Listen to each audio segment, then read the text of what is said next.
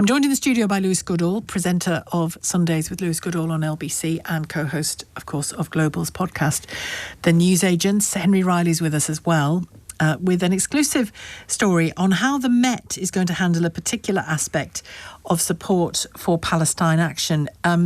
Basically, Henry, before I get into a conversation with both of you, the prescription of Palestine action, the making illegal of this organisation, the banning of it, has thrown up some complexities for government and police, hasn't it? It really has. And it was back in July, of course, that Palestine Action was designated as a terrorist group. And that decision, understandably controversial, has resulted in a whole host of arrests. There's been over 1,600 arrests since then, people doing sit-ins, people doing protests, showing support for the organisation, in particular sort of holding up placards or holding up posters.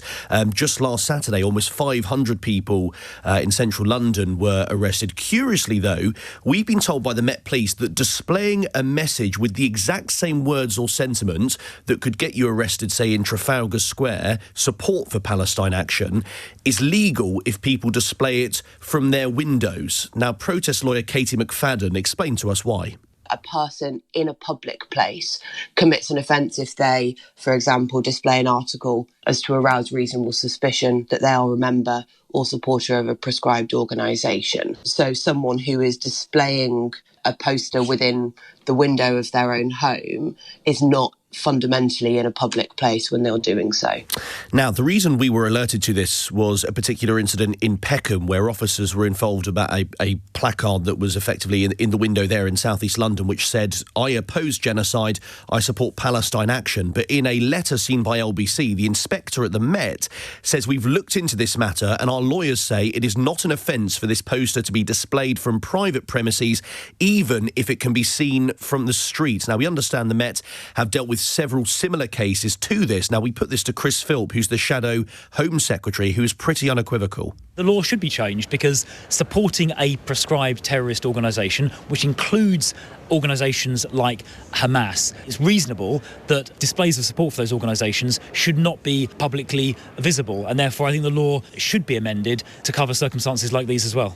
Now, under the Terrorism Act, a person who commits an offence, if there is suspicion that they are a member or a supporter of a prescribed organisation, if it happens in a public place. Now, Defend Our Juries, a group which opposes the prescription of Palestine Action, they've actually published advice on their website to supporters as a result, encouraging them now to display posters in their homes because of a similar case in Liverpool. Now, we've also spoken with Jonathan Turner, who's Chief Executive of UK Lawyers for Israel. He's a barrister at Three Stone Chambers, and he warned us about the consequences of inaction. There is a risk that if you allow one and say, well, that's lawful, that you'll end up with whole streets with these in their windows, creating a distinctly intimidating atmosphere for Jewish people and a sense that everyone's supporting Palestine Action, so we should. If you have enough people doing that, an organisation like Palestine Action then has the funds to carry out more of its activities. Does this just boil down to an English man or an English woman's home is their castle?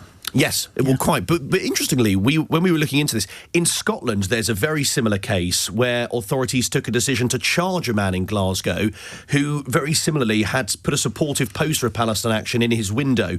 Last thing to tell you, Sheila, we have heard from the Home Office who say it is for the police and the Crown Prosecution Service to determine if a crime has been committed, while the Metropolitan Police say that they're working to reassure Jewish communities. But I think this shows just how messy the implementation has been. Well, and you know, they're right about the police, obviously, but the government, and Lewis coming on this, the government yesterday said it could consider pursuing more curbs, legal curbs, so Parliament, on protest laws, including targeting some of the chants used at pro-Palestinian demonstrations. Keir Starmer saying the government needed to go further than the measures it's already announced. So this isn't over by any means, is it? No, it's not, Shirley. And of course, I think clearly one of the fault lines in this now is going to be in terms of how the politics of this plays out. As you can already see this, particularly on kind of conservative sort of online accounts, right-wing accounts and so on.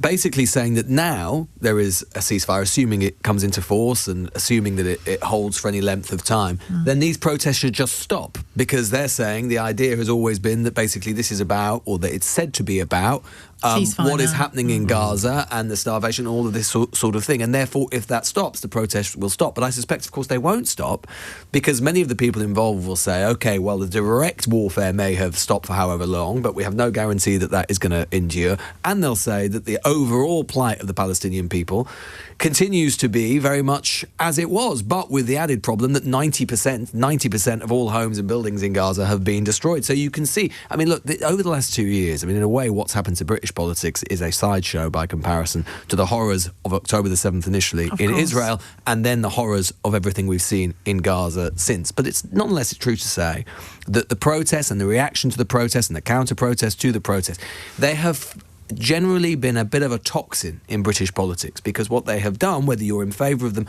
or you're against them, and whether you're in favour of the counter-protesting or you're against them, they have polarised views to such an extent now that they have become a national political fissure, and we've seen that play out even in terms of the government's reaction to them. And it's not just in this country, we've seen it in comparable European nations, in America as well. Indeed so. I think I saw a tweet this morning, I'll just read it, it's from Richard Bergen, the MP, saying, and he'll have plenty of people who agree with him, he says here, we won't stop marching until the genocide ends, his word.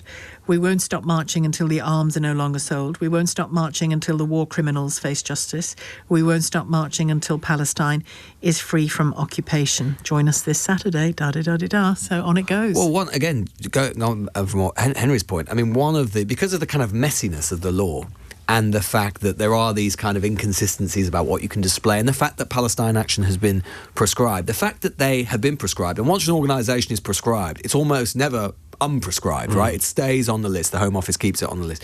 The very fact that they continue to be prescribed is itself a source of political consternation for the people who are turning out, and themselves, whatever happens in Gaza, people will say, well, this organisation must be unprescribed. So that, and the police have to then keep going along and arresting those involved. Because, of course, I mean, and this is the sort of overall point, right, which is that our law, our domestic legislation on prescription is unusually loose. You know, most other countries, comparable countries, and France, Germany, the United States or whatever, there's usually more parliamentary oversight or congressional oversight. In terms of the US, they usually have to have been directly involved with terrorism themselves. Our law under the Terrorism Act the Home Secretary that Henry mentioned is unusually loose and gives remarkable discretionary powers to the Home Secretary. Yes. So maybe the Home Secretary, Yvette Cooper, then had good reasons to prescribe them. Some of the reasons she said that she can't tell us, but let's assume for the sake of argument she did have good reasons. She insists, doesn't she, that some court cases will justify the decision. Indeed so, and there are things we don't. And maybe that's true, but nonetheless it leaves a political problem in the form of ongoing protests in support of the organisation, let alone for Gaza itself. And one of the things I wanted to discuss with you both while I've got you is how, although it's a far-off lands where this is happening, it's changed. As you said, it's certainly been a toxin in our politics. I think it's changed our country at some level, and not just our country. As somebody reporting it from the beginning, you presumably reported on it from the day that it happened. Yeah. I mean, we couldn't have foreseen where it was headed, could we? I mean, that day itself was bad enough, but we couldn't have seen exactly what was going to come and how long it would go on for. No, and I remember being at the first of the sort of, quote-unquote pro-Palestinian demonstrations that were taking place in central London, and there was a huge degree of anger there because, understandably, it had come so soon after October the 7th. It was just days after that there were people on the streets of London. Well, that evening there were. That evening, but this was on the Saturday, which was just a few days later, where, I mean, there were fireworks thrown. It was a very intimidating atmosphere, and I hadn't been to a protest like that before, and it certainly sort of puts it into perspective. But after that, I did sort of think it could be short-lived. I didn't expect it to endure as long as it has, certainly. And I think the longer it has endured, the numbers are dwindling in comparison to then. But really, they're still pretty strong every Saturday. Still tens of thousands. And Lewis, we all remember Joe Biden making his way to Israel very quickly, standing, as they say, shoulder to shoulder with Netanyahu, and that warning from Biden: don't go too far, don't make the mistakes that we made post 9/11, that he kind of did, didn't he? I think he did, and I think that was for all sorts of reasons. Some of them perhaps genuinely concerned with the appalling terror that his country had endured, no doubt. Some of them narrower and about his own political future and the fact that as long as this war continued, his political future, both in parliamentary terms, in terms of his cabinet, but also in terms of keeping himself out of prison or judicial proceedings, was also secure. So I think there'll be much to be written about that. I think that, in terms of the impact on our domestic politics, though, Sheila, I think that, look, we even saw, and again, this is a relatively peripheral issue by comparison to the global one, what's happened in the Middle East, but nonetheless, we have seen a direct impact on our domestic politics in the sense that there continue to be, and I don't think this is going to go away even if there is a ceasefire, huge anger with Starmer and with the Labour government, Labour opposition then, Labour government now, in terms of how they both initially handled and talked about Israel. We still see online all the time, people still talk about what Keir Starmer said, I think, in this studio, or certainly with Nick Ferrari, in the immediate aftermath of October the 7th, when he talked about Israel having the full right to defend itself and to deprive people in Gaza of food and energy and so on. Now, he retracted that, not immediately, but a short time later. People still talk about that. People still talk about that, particularly in Muslim communities in parts of the country. We saw that play out in the general election, where Labour lost a clutch of seats that should have been safe seats with very strong Muslim populations. I don't think that, and likewise, we've also seen polarisation on the other side as well. I don't think those political effects, I think those are going to linger. And I think they'll linger right up to the next general election. We saw them in the general election, didn't we? Precisely so. And I think that, Labour will hope that if this ceasefire holds, of course, Labour will hope that it holds for the people in Gaza, most of all, like everybody else. But they will hope that perhaps the politics of this might start to mutate and move on. I don't know about that. I think this has been such a totalising kind of political event in this country that I don't think that it's going to disappear anytime soon. I think you're absolutely right that it won't. One of the things I want to say, because I'm asking people for their version of this, what has the last two years shown you about either yourself or your country? And one of the things, what you've just described tells us something about what's happened in our country. The standout thing for me that it's shown me, again, with that narrow focus on our own country, is the seething anti-Semitism that was latent. And, I've been astounded by it. And I probably shouldn't have been, but I have been. I think there is a lot of that. I think, what I've been surprised by, Sheila, is I think that the political hypocrisy which has been illuminated again and again and again during this conflict has astounded me, in the sense that I think that too often, one side or other only seems to be concerned either with the loss of Jewish life or with Palestinian life. And that what shocks me and disturbs me is the extent to which the polarisation occurs to such an extent that basically prejudice towards one or other becomes acceptable, because almost different political tribes have almost adopted one side or other. Now, I think a more intellectually honest approach, and frankly a more moral approach, is to say that death and prejudice, and whether it's anti-Semitism or Islamophobia, in whichever direction it goes, is abhorrent, it's unacceptable, and we must, in a slightly old-fashioned liberal way, be equally concerned with the moral value of every human life. And I think what has been shown again and again, frankly, is that one side or other is okay with racism if it's demonstrated towards the other side's adopted tribe. That, I think, is disturbing. I hope you don't think that's what. No, of course not. No. I'm not saying that of you at all. I'm just saying that in terms of the political discourse, that too often we see that. And I think, I think you use the term Islamophobia, a relatively new term in our political anti-Muslim, anti-Muslim hatred, and anti-Jewish hatred, yep. if you want to call it anti-Semitism. But anti-Semitism has such a particular history and has particular symptoms, I think, as well, that we've become familiar with in history, recent and not so recent. And it has a kind of mechanism to it that I don't think is. This isn't to minimise Islamophobia or attacks on Muslims for a second, because they should not be happening, and we should stand with Muslims who are attacked without a shadow of a doubt. Yeah. And I'm always heartened when we see, as we did when the Southport murders happened, always heartened to see communities just get to the local mosque that's been damaged in riots and help fix it and sweep up mess or whatever it happens to be. Those are the kind of small. I'm starting to sound like Keir Starmer in his speech last week, aren't I? Those are the kind of small communal acts that all of us need to be conscious of. It might sound a bit Pollyanna-ish, but it matters on the ground. And I think, for peace in this country and for cohesion in this country, I'm certainly going to try and be much more alive to that in whatever tiny way I can do it.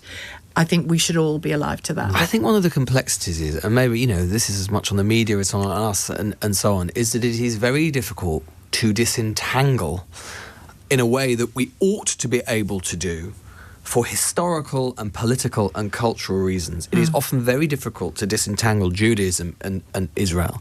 That is despite the fact that, Shouldn't of course, be. and it shouldn't be. But then again, I think the point is that cuts in both directions, because there will be many people. David Baddiel has talked about this. That there are many people who will say, rightly so, we should never, ever, ever judge any British Jewish person or hold any British Jewish person accountable for what Israel does. Those are two entirely separate things. But it is also true to say that many British Jews, when Israel is attacked, will feel in some way some connection and sentiment to that country and perceive it as an attack on Jews as an anti-Semitism. And this is because Israel does, because it is the only Jewish state in the world, inevitably this stuff becomes messy and it is hard to disentangle. But they don't have to perceive it, do they, if what they're seeing around them post-October the 7th to a much greater degree than before, if they're seeing actual full-blooded anti-Semitism directed to them. Let me give you an example of what I mean. Israel is placed right in front of them because of that. But let me give you an example of what I mean. So obviously, we saw it last week, which is the most appalling anti-Semitic attack,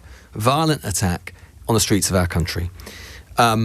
And I said, we talked about it at the time, and I said I can completely understand why it is that many Jews in that week of all week, British Jews, would not want to see those protests take place.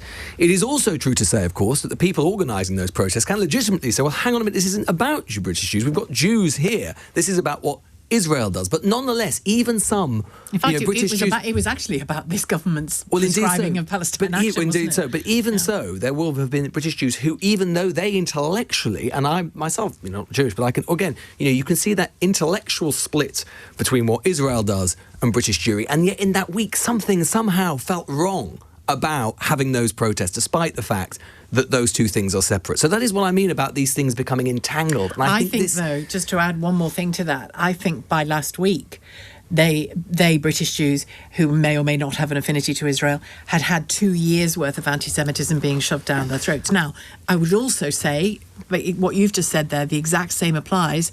I shouldn't see a Muslim in the street and think, you answer for Hamas, or you answer for ISIS, or you answer for Iran, or, and too much of all of that is on our streets, I think. Indeed so. But I think this is I think one of the reasons this has been toxic or so difficult as well is because it has illuminated so many really difficult political questions which grip our age, to which there is no obvious satisfactory answer. So, for example, it is absolutely true to say, one is freedom of speech. So you have these protests, and there is just a paradox of this, like any protest. On the one hand, you've got to have freedom of speech and you've got to have the right to protest. And it is also true to say that some of those people, on whatever protest it is, whether it's Tommy Robinson's one the other day or whether it's the Gaza protest or whatever it happens to be, there are going to be some people who say stuff that we don't like and we find reprehensible, offensive, racist. How do you square that? And the truth is that there's no obvious answer of doing it. It is a paradox. And I think one of the reasons this has become so toxic over the last couple of years is there aren't enough people who are willing to just simply accept that paradox and say that there is no easy answer to squaring that circle. Isn't the law the line? Yeah, but then the law is complicated, right? Because what is hate speech and what isn't? And, we don't have a First Amendment. It's our own law on freedom of speech is messy and murky. And so it's difficult. It's difficult. We've, reported, Henry and I have both reported on it, right? Like from the very beginning at these things, you've probably gone to more than I have, lucky or unlucky you, but, given that you're more in the thick of it than Mr. Clever Clogs here. How dare you? What's that about? I'm joking. That's very unfair. You get in the thick of it. No, it is. It is fair, Clever Clogs. But it's interesting how have you ever been attacked, for example, verbally? I mean. Well, I remember right at the start that going back to that very first one that we were talking about. It was the first time where I've done radio hits and had all kinds of people sort of coming up to you and shouting. I mean, that's sort of part and parcel of it. Yeah. That's the first time I was sort of surrounded by people who'd recognised that where I was working from. And I mean, I think it could have been basically any British media organisation, but were hurling abuse at me, hurling abuse at the station, hurling abuse at sort of British media. And that was the first time I'd felt probably slightly intimidated whilst reporting on a protest. But just going back to the point you were discussing with Lewis Goodall, I thought Stephen Bush, who is a sort of associate editor at the FT, he's Jewish himself, made a very good point where he wrote about this yesterday in the FT about the Israel being described as like his lifeboat, saying that Jewish people need Israel to be that lifeboat, that they see it afar, they see it attacked after October the 7th. And more of them feel it might have to be their lifeboat. Absolutely, and they have to keep it there with rising anti-Semitism. They may well disagree with the government, but it doesn't sort of take away the fact it is a lifeboat. And on a more hopeful note for our nation, I left the building yesterday, walked around the corner by the National Portrait Gallery, and one of the security guards at the National Portrait Gallery recognised me and called me over for a conversation about all of this. And he was telling me off for things I'd said. Well, let's get him on. No, we should. Where is it? His name's Roy. And then we were having... Come on, Roy. Yeah. And then we were having a good old ding-dong about certain things I'd said on the radio, and it was about this issue, you know. But I loved that. It was a peaceful, lovely conversation where he gave me a hard time, I pushed back a bit, and then we all agreed that these conversations were good to have. Sounds like a conversation with John Sopel. That's what we want. Yeah. Actually, it sounds a lot better than that. The grown-ups are in the room.